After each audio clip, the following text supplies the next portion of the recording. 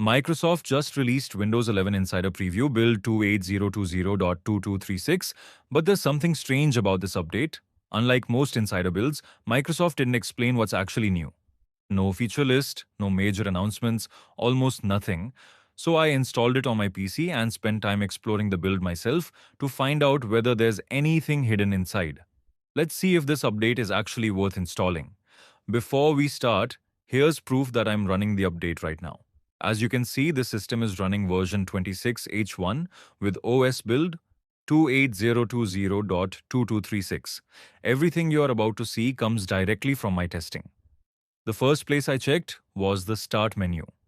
Microsoft often experiments with new layouts and recommendations here, but after looking around, I couldn't find any visible changes. Everything appears to be the same as before. Next, I moved over to File Explorer. This is another area where Microsoft frequently introduces improvements.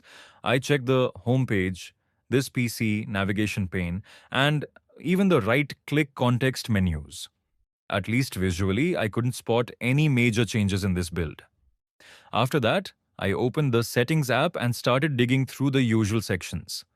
I checked System, Personalization, and Windows Update, looking for hidden additions or redesigned pages.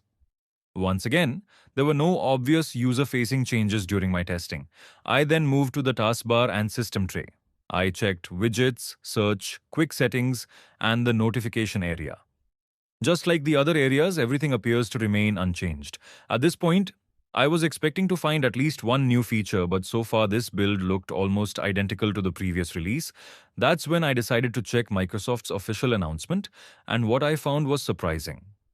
According to Microsoft, this build mainly contains general improvements and fixes. That's it.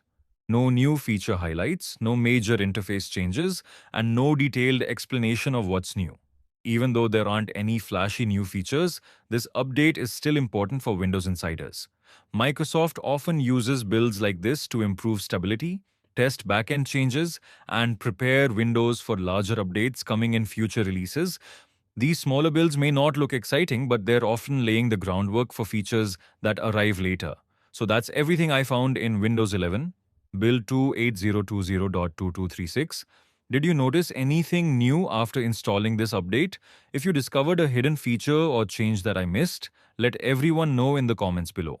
And if more details about this build appear in the coming days, I'll make a follow-up video covering everything that's been discovered. Thanks for watching, and I'll see you in the next Windows Update video.